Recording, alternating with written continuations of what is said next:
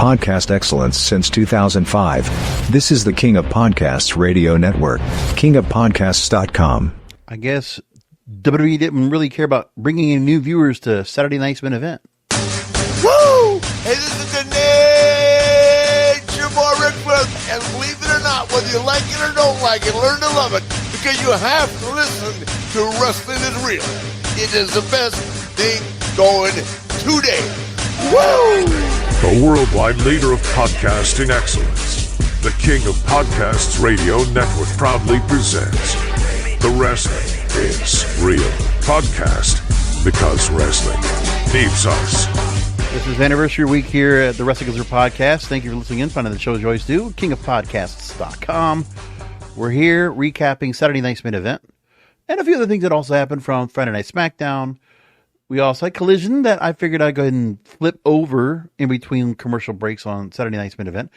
It's really weird that Peacock, we didn't have anything on the premium feed. It was just a slate. I'm surprised they didn't put anything else up there.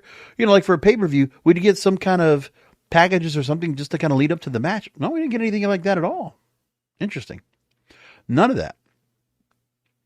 But I don't know. I don't know what they were trying to do. Fine.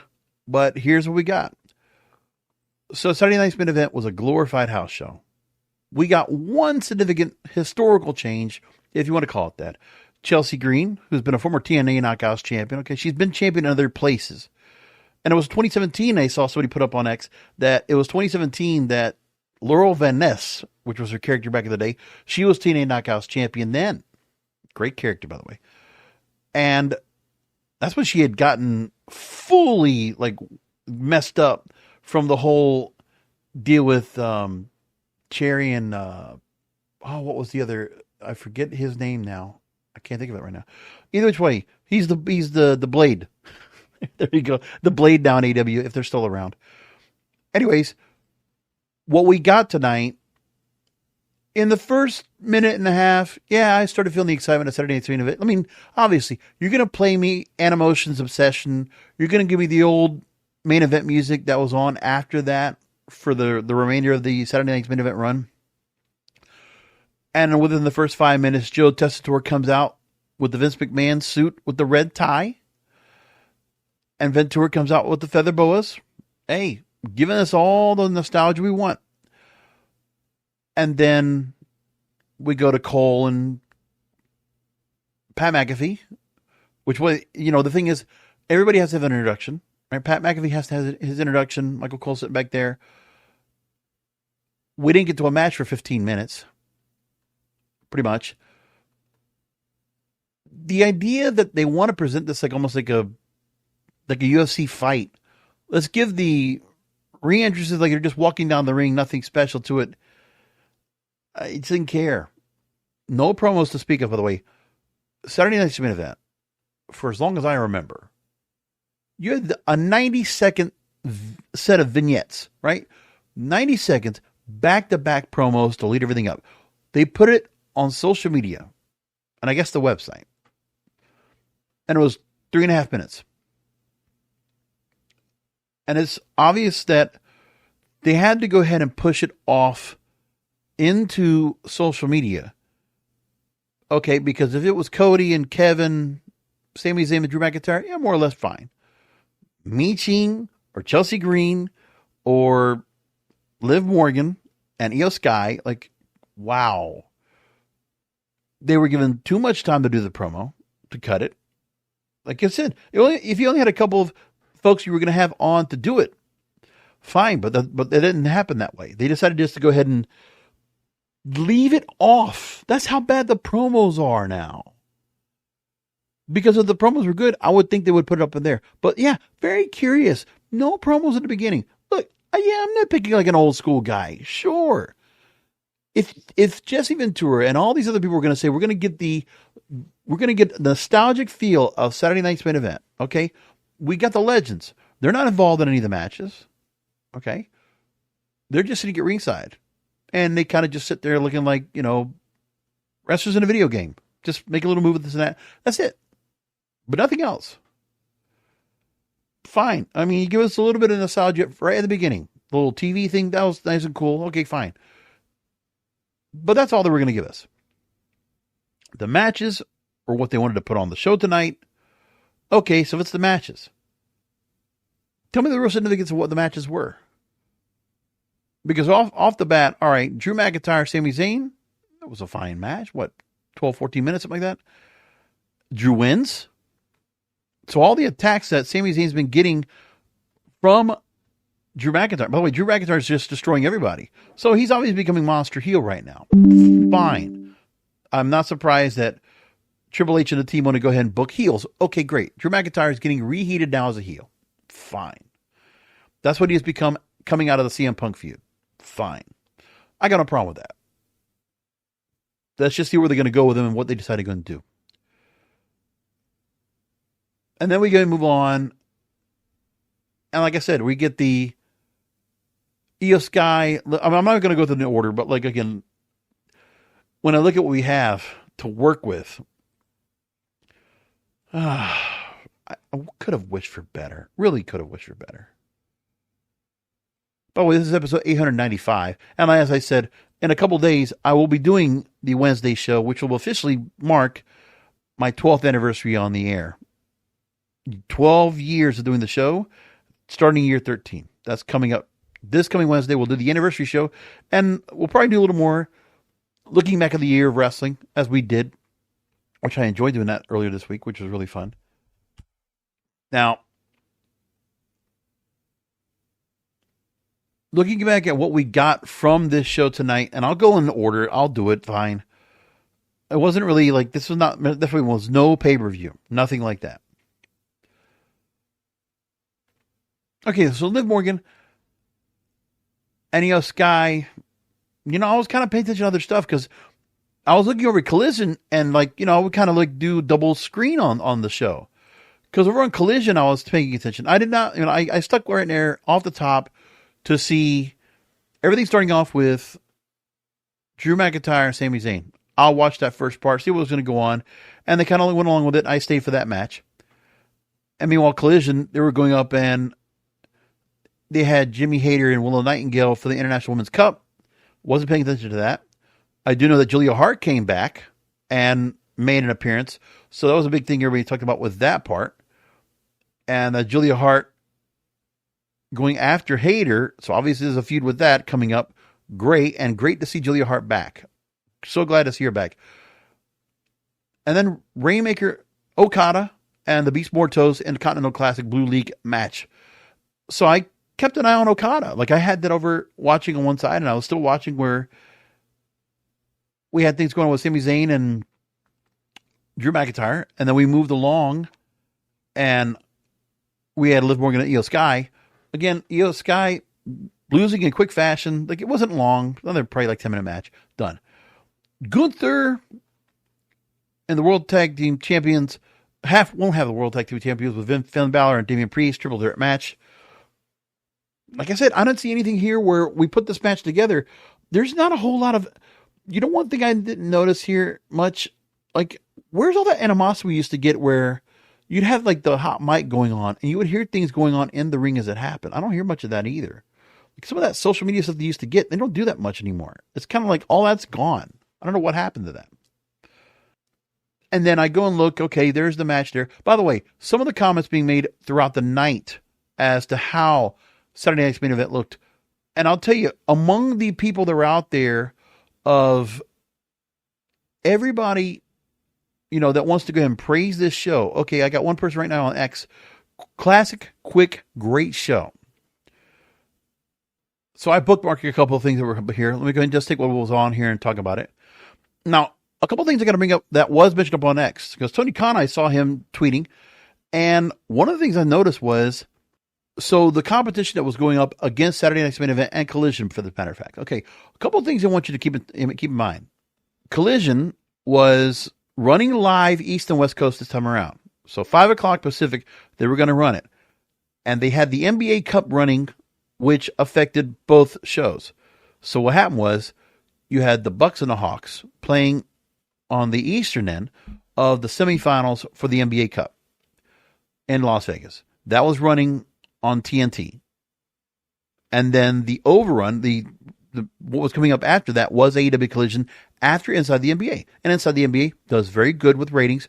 So maybe there's going to be some curious onlookers that will have stayed around after the game to watch Collision. Keep that number in mind. See if there's anything that happens to that. Maybe it's nothing.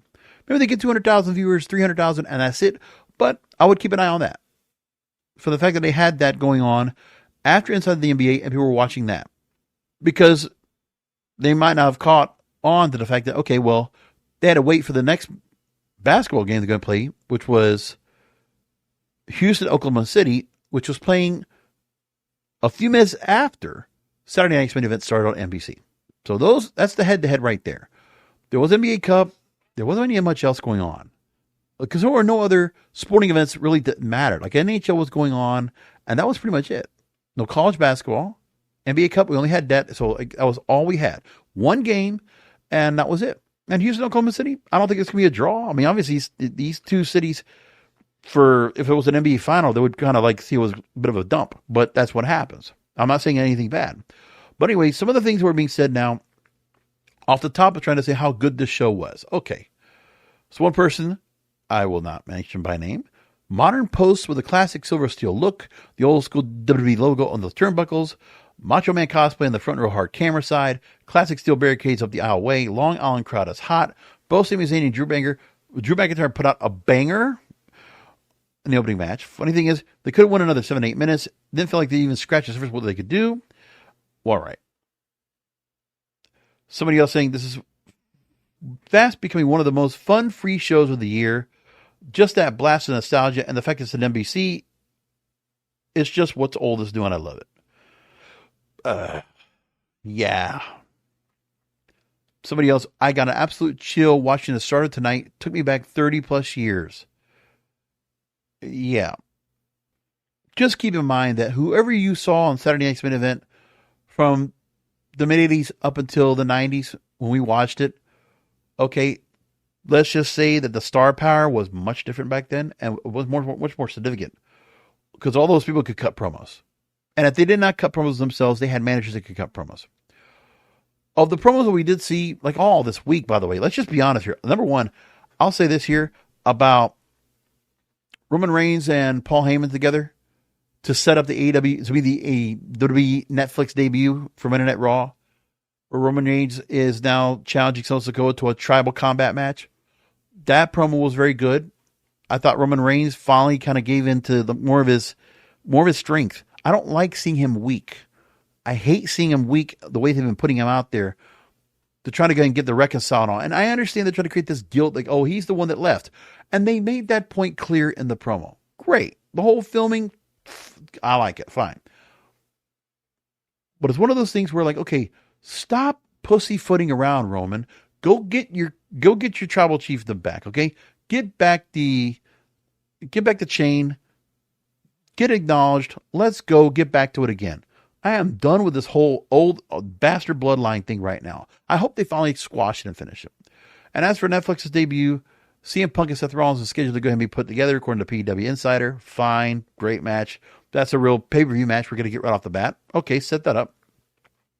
And then we get to Rock and Roman Reigns will probably appear. Cody will probably appear. John Cena will appear. So, like, you know, they got a whole lot that they can go and stuck up for Netflix's debut. Meanwhile, the ratings have not been well for either side. SmackDown, 1.4 million viewers. 1.36 million viewers for Raw on Monday night. Like, they're taking a tumble on the way out. And of course, these might be tape shows, but still, man, they're just not holding up. Like, the ratings are just taking a fall on the way down, on the way out of USA. Like, was USA asking for that when they decided to go ahead and take another 3 months to hold on to this show and do by the way, the 2-hour format? I thought I was supposed to help them. I don't see that doing right now. Like, if I looked at the ratings for them right now, since they made the 2-hour change from 8 to 10, tell me if this has gotten any better. Because I don't know if it has. And I'd like to go and find out if it's been anything like that at all. Raw started during WrestleMania season. You'd have some 1.7, 1.9, 1.8 million viewers.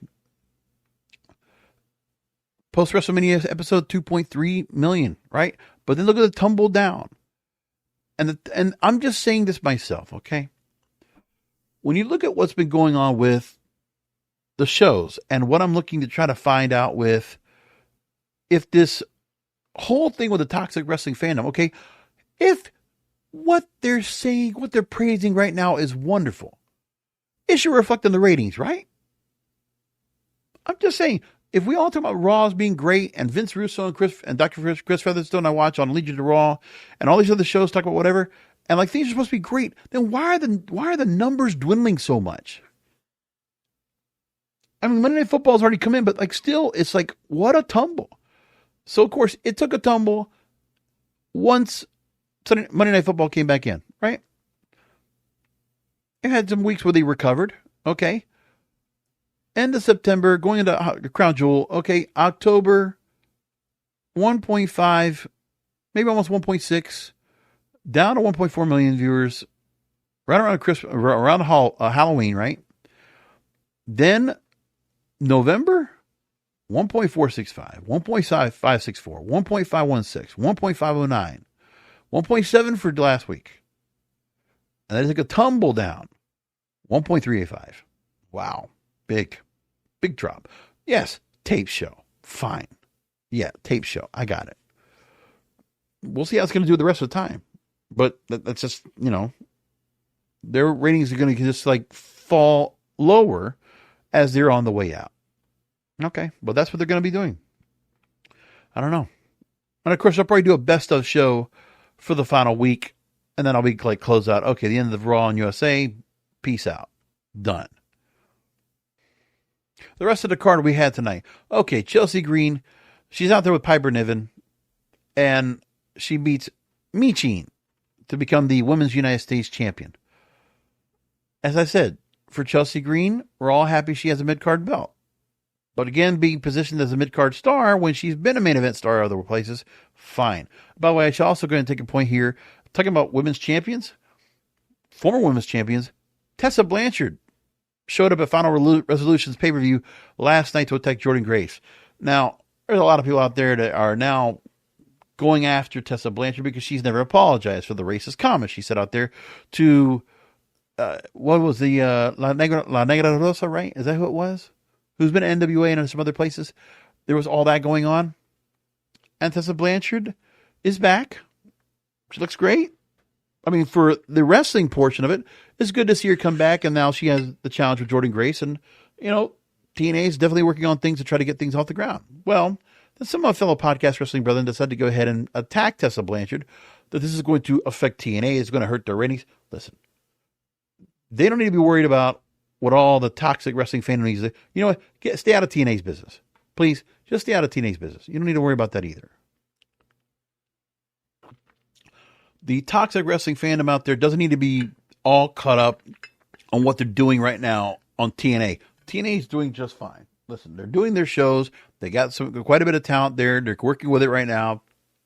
No problem there. Fine. Leave them alone. But I have noticed I haven't seen any ratings for them in a long time. Like, I couldn't tell you what their ratings have been as of late, if it's gone up or not. I just wish it wasn't on Access TV. I wish it was on a different night. Like, there's a whole lot of things I wish they had differently, but that's just me. So there's that part going on. And as for the rest of Saturday night's main event, okay, like I said, Gunther wins, pretty easy fashion, take care of business. I just don't care about this either. Like, this was a match I didn't care. Like, nothing made me feel like Finn Balor or Damian Priest had a chance to win. And again, these are all felt like house show matches. I could have seen, and the thing is, we know that Saturday night's main event was being used as a house show gimmick for Saturday night house shows. We know that. I was more than aware of that, seeing it in New York and other places. They would use the Saturday night's main event model, and they would use that as a marketing tactic to get people to go to shows on Saturday night and position it as such. So this right here was a house show in real time, pretty much, with the commercials in place. By the way, no promos. We got if there was any thought of trying to go and bring a new audience in here, when you're thinking about, okay, pretty uncontested night. There's no new programming on Saturday nights, right? Saturday nights, if you have network TV on, or if anybody else watching, if you're not watching Netflix, you're not out, or you're not, looking for a movie, it's live sports or something that looks like live sports. That's what they put out there tonight. And it's pretty obvious that my toxic wrestling fandom and also my fellow podcast wrestling brethren out there, they are satisfied with this show. I saw one survey came up for a poll for tonight, and 69%, 31%, 69% approve. Okay, fine. If that's how you feel, good. But it's like, all right, I don't know how I really felt about that anyway, and if it really good, if it went good for me at all. But, I didn't feel much of it. And as I said, I see certain people that will talk about how they feel about certain shows. And people were kind of carried away with the fact that, oh, look, we got all the production and all this stuff and the way it looked and that's great. It looked like a pay-per-view. They had the matches like that. Oh, right? Like some of the people that decided to go ahead and just make comments and just really get caught up and really make some points about it. I'm like, come on now. Come on. People just can't help themselves. Whatever this toxic wrestling fandom decides to go and feel, right? They want to just go off on that. By the way, on Collision and also on Rampage, I noticed they had this as well. Everybody upset about the fact that Toni Storm returned on Rampage to work in a match, and she worked tonight on Collision. And the thing is now that Toni Storm, we see the gimmick now. She's back in her original gear, which is great.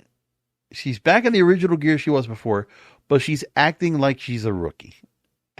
It's incredible. Mark Briscoe comes over, and Toni Storm's like, "I'm Toni Storm. Nice to meet you." And like Mark Briscoe's giving like what is that? So Toni Storm now has amnesia. I love this character. I love it so much. I'm so glad she will go out there for this. So I am like the continuation of the character doing something else. I'm in love with it. I'm in love. Wonderful. So these are the kind of things I want to have back. So that's great. Now, the other thing that we can hear about, which is the other thing that sucks here, and this is the part that I don't understand either. Well, I think I do understand it. Okay. So one of my fellow podcast wrestling brothers made one point of this. So it was on NBC tonight. And the fact that we had an episode where at the end of the night, Cody wins and retains the belt and Kevin Owens is outside. So now what happens is WWE has put out video, a 5-minute clip, post-match. A post-match angle where Cody Rhodes is attacked by Kevin Owens and Kevin Owens hits a package pile driver on him. And Cody's sitting there unconscious. Everybody's coming on out. Agents coming out. Referees coming out in the old school suits, right? Blue shirt, black tie, black bow tie. And Kevin Owens grabs the winged belt, the winged eagle championship belt. Right? They're playing up the whole thing that Cody Rhodes, he's completely out. Medical attention, carted out. And Kevin Owens is carrying the belt out of the arena. He's down the ringside. And Triple H and Kevin Owens have a tete-a-tete. They have a confrontation. So the winged eagle belt, he carries and puts out there. Now, I don't know if they put out any commentary, but I'm going to play this back for y'all right now. This is something they put out, and people are saying, well, why didn't this go on? Okay. It's because that's TV 14 content. Package pile driver going on to Cody Rhodes after winning the match. This is the angle, obviously. Oh, yeah, let's not leave the crowd going out happy. You know, the crowd doesn't go home happy because of this angle here. But the NBC crowd doesn't get to see this. Okay? If this was on USA or Netflix, you would have seen the ending here. NBC, you can't show what they were going to show. And it doesn't even matter if it's on 10 o'clock at night, they're not going to do it. They're not going to do it. This is what they decided to go and do. So they probably were not allowed to do it. Like that kind of violence, probably not allowed to show that. Like even the matches themselves kept it more or less in the ring, not too much. There was a thing where, there was a chair that was used at the end of the match by Cody Rhodes to win, but still, Still, Kevin Owens does what he does here. It does not get shown on television. So two of the things that would have been very important for the show, which that's a detriment for NBC because of the fact that NBC is going to carry it. You didn't get that major part of the main event storyline, a 5-minute clip of it after the match. You didn't get that. And the thing is that this only came up about an hour ago. Like I'm watching this now. This is 11:30 at night. And this clip came out from WWE itself. So far, 300,000 views. That's it. As I'm watching this an hour later. And now, what I see here is that NBC doesn't get to see this. Because of the rating, because of the content that it had out there, they weren't able to show it. So they can't show a stretcher job, can't show the package pile driver, can't show the confrontation with Kevin Owens and Triple H. Couldn't put it on NBC. But then WWE has to go ahead and put this out. Again, this is putting out at 11:30 at night. The show ended at 10. They waited 90 minutes to put this out. Meanwhile, they had some other people that were in the crowd that did have video out there that you could see what happened. Not the stretcher job, but of Kevin Owens going out and confronting Triple H. We did see that part. But that's all we saw. Okay? Anyway, so that's what happened here. I'm going to go see if they even put any commentary on it. I don't know if they did or not.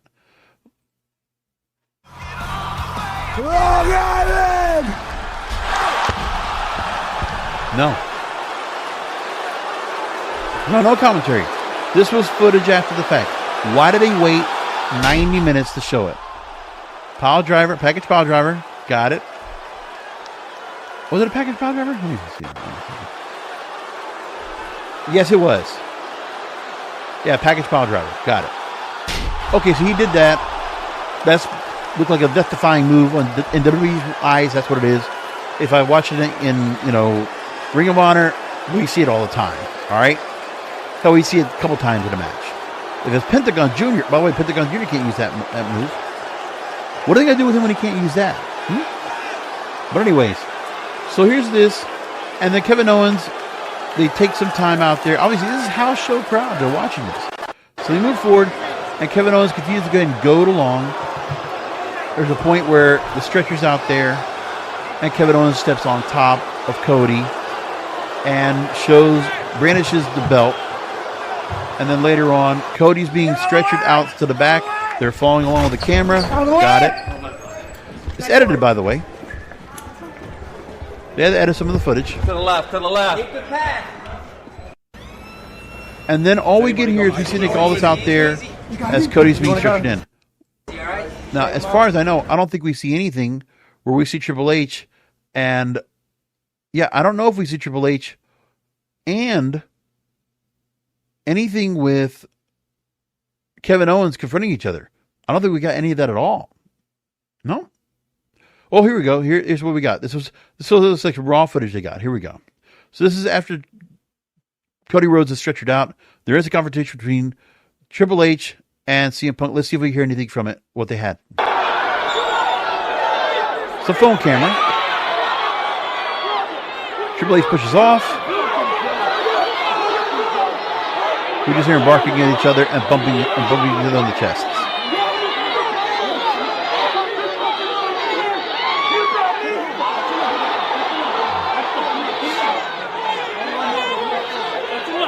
You're telling me after all this time, okay, this also got 390,000 views so far on the X channel for WWE, right? But again, 11:30 at night, they're dropping this here. So, I mean, I understand. Come on. You could get this turned around pretty quick. You could put it out there raw if you wanted to as well. Okay? They didn't. So we get these two major moments, right? The whole post-match angle for Kevin Owens and Cody Rhodes. Kevin Owens and Cody Rhodes. We see this post-match angle all online 90 minutes later. I could almost accept the fact that, okay, 10 o'clock you can't do because whatever. But like, you're telling me there's not somebody who can go back there, get this footage of what's going on. You got a production truck back there. Who's editing this right now and getting it out there and then getting the social media to get it pushed out? Like, what are we waiting for? So we got the Triple H confrontation with Kevin Owens before we got the video. No, we got the video of the attack. Got it. So there's a couple times they show clips, but short. And I'm looking one more time. The timing of this is all at 11:30. This is all 90 minutes after the show went off the air. This probably took about 15 minutes right here after the match. Of course, Eddie can do what he did with it, right? But still, they showed most of it in here in the highlights. But you're telling me there's a production trick back there that couldn't take this right now, edit it on the fly, and then send it back out. I mean, come on. And the thing was, they had to edit it after the fact. If it was Vince back there producing, he would have done it all in one shot. We don't have to edit shit. Put it out there raw, run it live, and now just record it, run it in real time back, get a clip of it, trim it, send it off to social media. Like, why didn't they go and do that? But they didn't. So some of my fellow podcast wrestling brothers said, yeah, this was an epic fail. You didn't put this on. They weren't allowed to on NBC. Let's just make that clear. So I'm not going to blame them for the fact they couldn't put on NBC. I understand why they couldn't. But you're telling me that you waited 90 minutes on social media to push out the footage here of what happened with Kevin Owens and Cody Rhodes post-match angle in your main event. 90 minutes. That's too long. And they were worried about, oh, we're going to have this other backstage stuff. Yeah, fine. But you know what? Let's get this angle in here. This is important. This goes towards what? Netflix debut, towards Royal Rumble. Like, this is a big, important angle that nobody watched. This is the exact same mistake that was made when we had the angle where Liv Morgan and Dominic Mysterio kissed. This was worse than that. This was way worse. But as I said, I just started recording this now, 20 minutes ago, something like that? A little bit longer? I'm at 30 minutes. And I just learned about this now, looking through X, getting back in here to see if there was anything else I was going to miss, any other comments or any other things that were going on amongst the audience. And that's what I got. Even my graphic was the ending of the match. I didn't see anything of this post-match angle. Wouldn't have known. Wouldn't have had it ready for press time. Wow. And by the way, there was also some backstage stuff going on with AEW. Now, I'm imagining that their show, they went long because they had to overrun. That's the other thing they had too. Because the show, I think, started around 5 minutes after. So, I imagine they were able to get their 2 hours in. I don't know if they turned off at 10 o'clock or what. But, for Collision tonight, I'm just making a point here, right? After all the matches they had, your main event match later on in the night was Kyle Fletcher and Mark Briscoe. Continental Classic Blue League match. And Mark Briscoe wins. And then later on in the night, at the end, Mark is celebrating in the ring. Conglomeration gets together. Will Nightingale, Orange Cassidy's out there. And then the Death Riders, camera in the back, Death Riders are taking out FTR. They got the plastic bags over them, and they are being taken out of the building. And that's it. And that's how they went out of the show. So we saw that too. I don't know if anybody will think you paying attention to that too much. But like I said, no one gets a chance to watch live what's going on with WWE right now in that attack at the end. People all missed it. You didn't get it for 90 minutes after. I'm just repeating it because it's very important. Anyway, there's that, right? Quite interesting. This recap is going much longer than I thought because I wasn't really necessarily over the top about what happened on this show, right? But that's how everything finished up. 5 matches on the card. Hey, the ring work, fine. No problem with that. But no storylines to speak of. But Drew McIntyre, Sami Zayn, we got something that's already built off of that, but I don't necessarily care for Sami Zayn and the reason for it. Because remember, the whole thing with Drew McIntyre or Sami Zayn or whoever else is the idea that, it's because that Roman Reigns and Cody Rhodes teamed up together.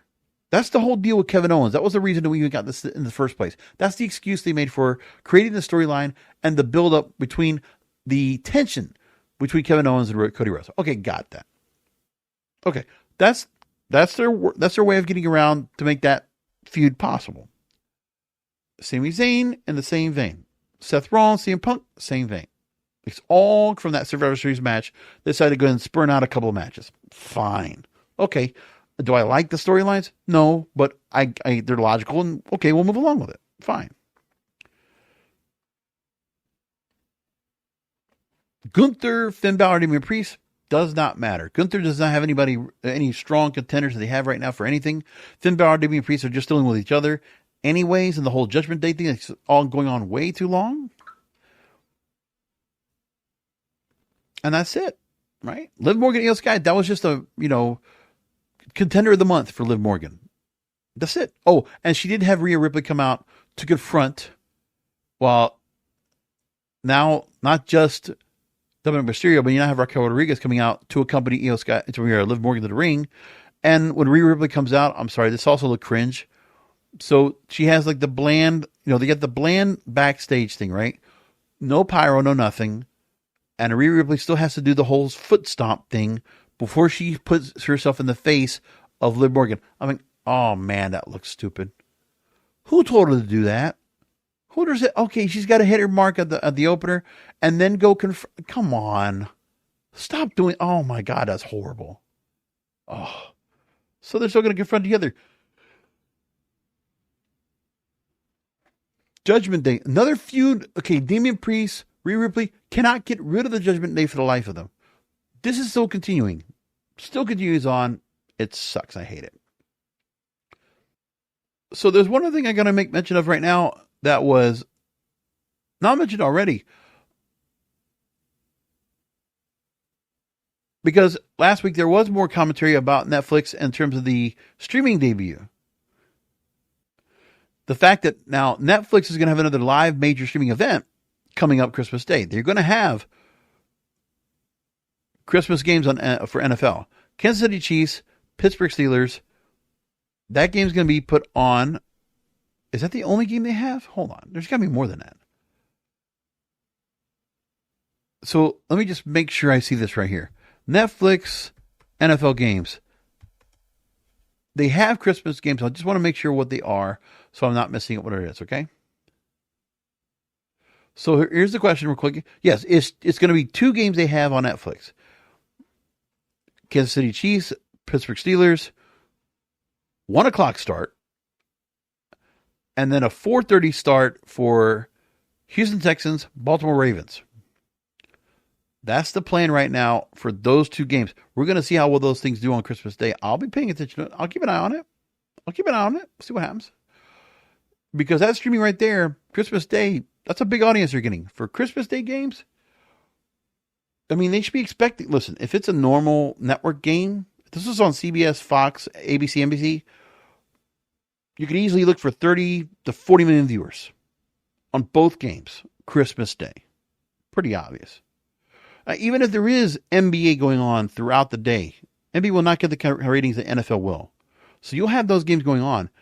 Netflix, you're going to get a good size audience. Again, you said 60 million viewers for Jake Paul and Mike Tyson. Well, you're going to probably get about 50 to 60% of that audience again, or that size audience.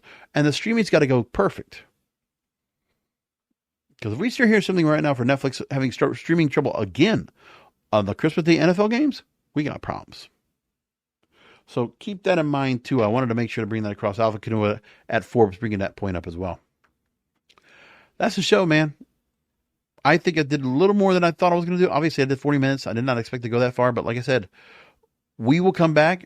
And this week, we will go ahead and culminate 12 years of the Wrestling Consider podcast. 12 years. I love it. I didn't know 895 episodes. We will be 896 coming up. Man, that's a lot. That means I've done like roughly 90 some odd podcasts every year since. I work, man.